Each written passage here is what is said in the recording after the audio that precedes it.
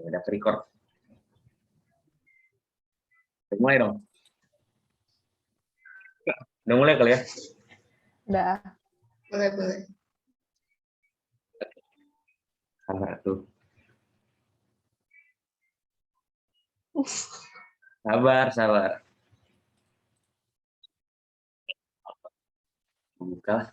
Pembukaan salawat. Oke. Ya, bismillahirrahmanirrahim. Assalamualaikum warahmatullahi wabarakatuh. Pertama-tama marilah kita panjatkan puji syukur kita terhadap kehadirat Allah Subhanahu wa taala yang telah memberikan kita rahmat sehingga kita dapat berkumpul di diskusi mengenai keragaman kekayaan sumber hayati dan lingkungan yang telah di-share di YouTube tadi. Salam, marilah kita panjatkan pujian dan puji syukur kita terhadap baginda besar Nabi Muhammad SAW yang telah membawa Islam dari zaman jahiliyah hingga sekarang saat ini. Oke. Pertama-tama perkenalkan, nama saya Andi Nabil Ranggamdeni Somang. Kalian bisa manggil saya Rangga dari Departemen M4. Jadi saya selaku ini ya, kayak perwakilan pembukaan untuk menjelaskan, bukan menjelaskan sih, lebih tepatnya diskusi berdasarkan materi yang telah disampaikan di YouTube tadi tentang kekayaan sumber hayati dan lingkungan. Nah, pada kali ini saya akan menjelaskan tentang bagian pendahuluan, yakni makna konseptual sumber daya hayati, keanekaragaman hayati dan lingkungan. Lalu dilanjuti dengan materi kekayaan hayati yang dimiliki oleh Indonesia yang akan dipresentasikan oleh Kak Niken Septiawati. Lalu selanjutnya yang ketiga, materi potensi dan pemanfaatan keanekaragaman hayati Indonesia bidangnya yaitu pangan, energi, farmasi, material, dan jasa lingkungan yang akan disampaikan oleh Tiara Antika. Lalu selanjutnya materi khasanah pengetahuan dan kearifan etnik lokal Indonesia tentang keanekaragaman hayati yang akan disampaikan oleh Eva Mariani Banjar Nahor. Lalu selanjutnya materi yang terakhir, materi mengenai mengapa perlu pelestarian sumber daya hayati dan lingkungan untuk keberlanjutan kehidupan di bumi yang akan disampaikan oleh Kak Aulia Nadira Putri. Oke, langsung saja pendahuluannya. Jadi makna konseptual dari sumber daya alam itu segala sesuatu yang berada di bawah maupun di atas permukaan bumi, termasuk tanah yang sifatnya masih potensial, belum dilibatkan dalam proses produksi untuk meningkatkan terjadinya barang dan jasa. Jadi sumber daya atau faktor produksinya itu disediakan oleh alam, bukan buatan manusia. Jadi ini kalau sumber daya alam itu ya murni dari alam, bukan buatan manusia, tanpa ikut campur tangan manusia. Lanjut, kategori SDA. Jadi kategori SDA ini dibagi jadi 3. Ada SDA tak dapat yang nggak bisa diperbarui, ada juga yang SDA yang bisa diperbarui. Lalu yang terakhir juga ada yang SDA yang infinity, yang kayak nggak akan habis. Jadi SDA yang nggak dapat diperbarui ini contohnya minyak bumi, gas bumi, sama batu bara, itu nggak bisa diperbarui karena jadi itu kayak tersedia dalam jumlah, mutu, tempat, dan waktu tertentu.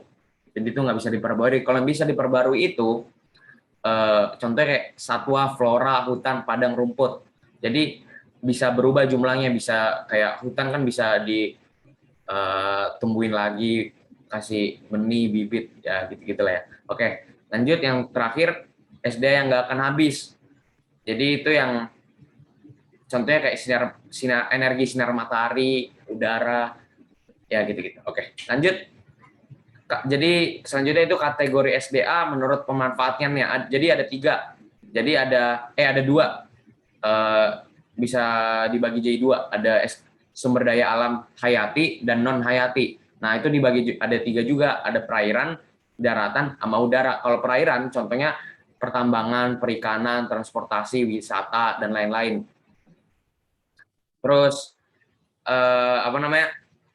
kalau daratan itu pertanian, kehutanan, pertambangan, permukiman, industri, transportasi atau wisata, dan lain-lain. Kalau udara tuh gas untuk hidup organik, energi, dan ya masih banyak lainnya. Oke, lanjut.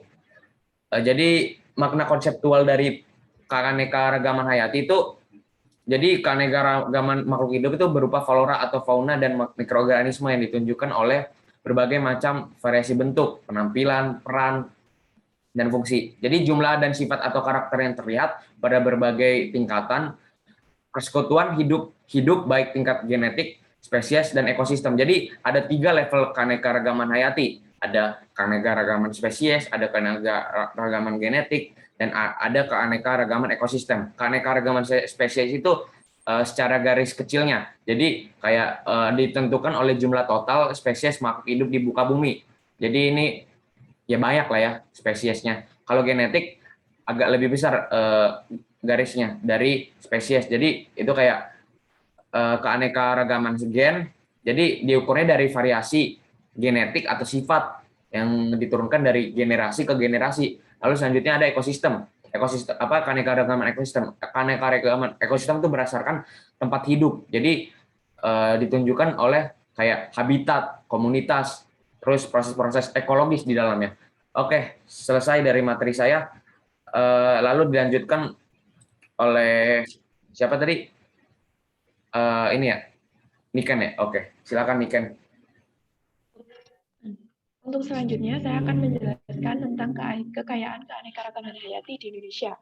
Indonesia merupakan negara yang memiliki tingkat biodiversitas yang cukup tinggi. Hal itu dibuktikan dengan Indonesia memiliki 17% dari total spesies di dunia. Nah, hal itu berupa flora, fauna, mikroorganisme yang memiliki variasi bentuk, jumlah, dan lainnya seperti yang telah dijelaskan oleh rekan Rangga.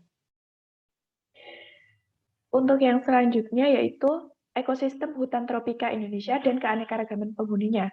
Di dalam ekosistem hutan hujan tropika terdapat manusia, satwa liar, mikroba, jamur, dan setelah itu ada contoh kekayaan keanekaragaman spesies flora dan fauna. Yang pertama yaitu keanekaragaman tumbuhan palmai.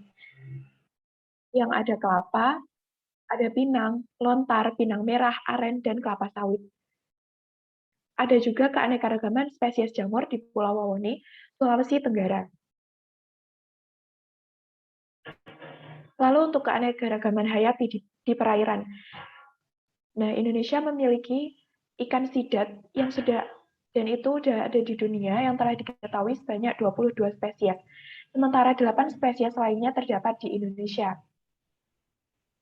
Hal ini membuktikan bahwa Indonesia memiliki tingkat biodiversitas yang tinggi. Keanekaragaman spesies ikan di perairan laut, Indonesia juga memiliki sekitar 1.700 jenis krustasea, yaitu berupa udang, kepiting, dan kelomang.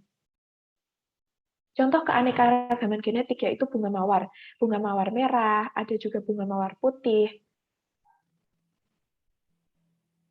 Keanekaragaman ekosistem yaitu terdiri dari ekosistem alam dan ekosistem buatan. Ekosistem alam seperti hutan hujan tropis, dan ekosistem buatan. Mengenai pengertian lingkungan. Lingkungan yaitu jumlah keseluruhan dari kondisi eksternal di sekitar organisme, komunitas, atau suatu objek benda. Sekian penjelasan dari saya.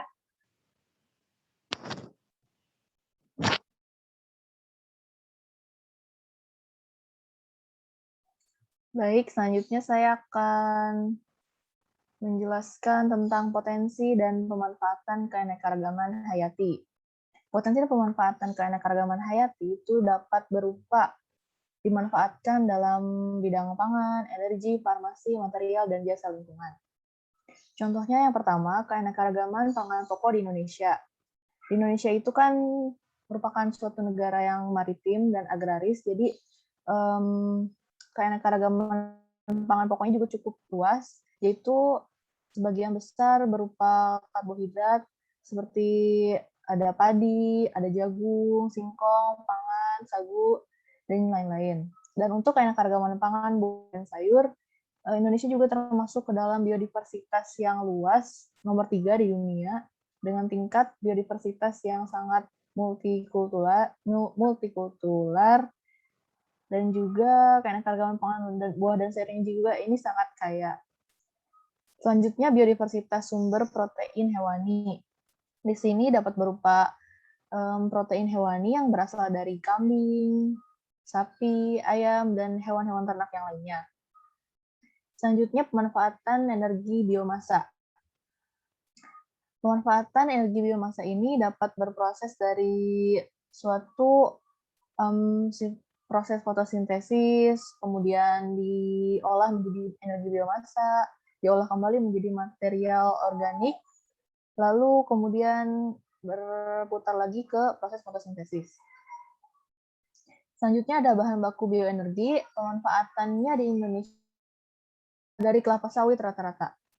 Kelapa sawit yang bisa dimanfaatkan menjadi seperti biodiesel, dan juga di sini ada pemanfaatan singkong, pemanfaatan limbah-limbah produksi seperti bekas pengolahan kayu yang dimanfaatkan sebagai pakan ternak. Selanjutnya ada besar produksi biomasa berdasarkan tipe penggunaan lahan dan luasannya. Tipe penggunaan lahan persawahan padi di Indonesia itu cukup luas, produksi biomasanya sampai 180 juta ton per tahun. Untuk tipe penggunaan lahan pegunungan itu produksi biomasanya 162 juta ton per tahun, untuk perkebunan 357 juta ton per tahun, agroforestry produk biomasanya 41 juta ton per tahun, hutan produk biomasanya 3.159 juta ton per tahun, dan total dari keseluruhan luas yang mencakup 163.808 hektar itu bisa menghasilkan produksi biomasa yang besarnya 3.859 juta ton per tahun. Kemudian juga ada pemanfaatan dalam keanekaragaman hayati untuk bahan baku farmasi obat.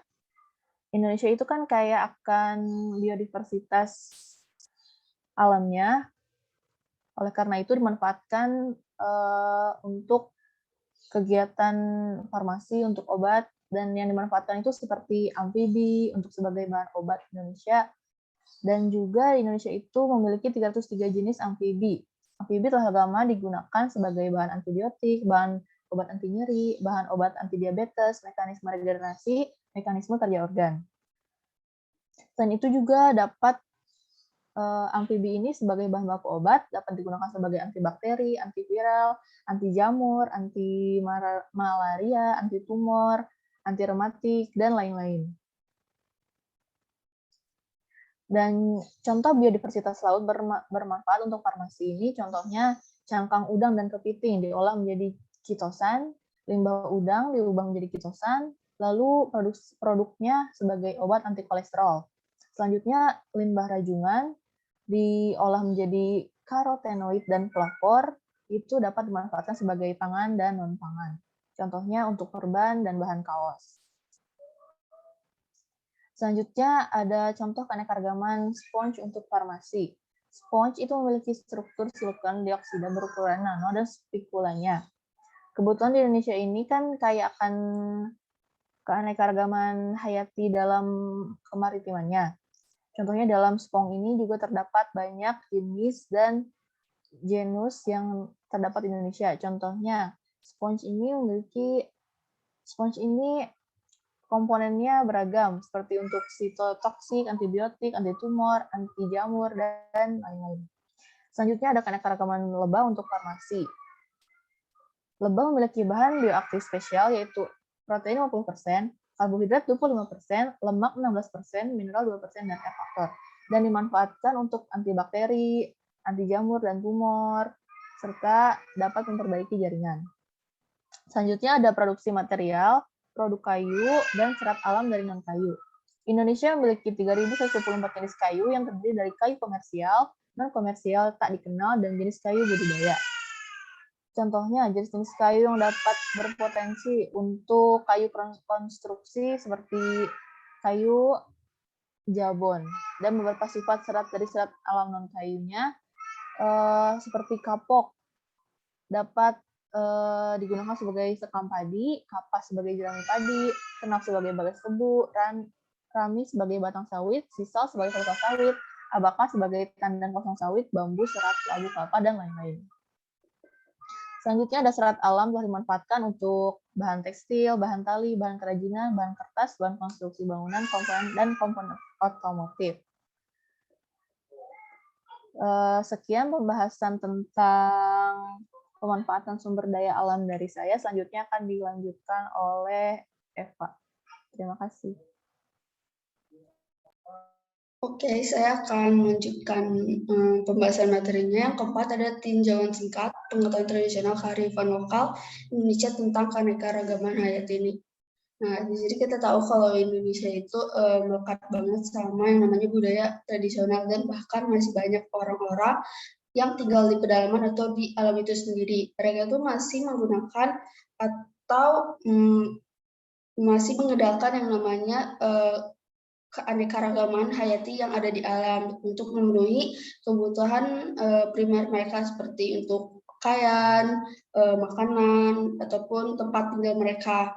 Nah, salah satu yang mereka manfaatkan itu contohnya untuk pembuatan pewarnaan pakaian dan pembuatan kain itu sendiri yang terbuat dari tanaman-tanaman yang ada di sumber daya alam itu sendiri. Nah, hal ini yang tentu menjadi inspirasi, makanya ITEK itu berkembang. Jadi kalau kita bisa lihat sekarang ada pakaian yang sekarang, terus ada tas yang sekarang, itu terinspirasi dari yang namanya pengetahuan tradisional yang telah dimodifikasi menjadi yang lebih versi baiknya lagi. Nah, sekian dari saya, materinya akan dilanjut oleh sama Tiara. Ya, selanjutnya yaitu materi tentang mengapa perlu pelestarian atau konservasi ke hati untuk keberlanjutan kehidupan di bumi. Yang pertama itu ada argumen dari Sosekbud atau Sosial Ekonomi Budaya, sumber daya alam sebagai komoditas Sosekbud yang diperlukan untuk memenuhi kebutuhan hidup umat manusia secara berkelanjutan. Yang kedua, argumen ekologis, yaitu sumber daya alam sebagai bagian dari sistem penunjang kehidupan yang perlu dijaga untuk menjamin kepastian dukungan keberlanjutan hidup dan mutu kehidupan. Yang ketiga, argumen etik moral, yaitu sumber daya alam sebagai ciptaan Tuhan yang wajib dijaga eksistensinya oleh manusia sebagai pemimpin, makhluk beradab dan berbudaya, adanya hak hidup dari semua makhluk hidup di atas permukaan bumi.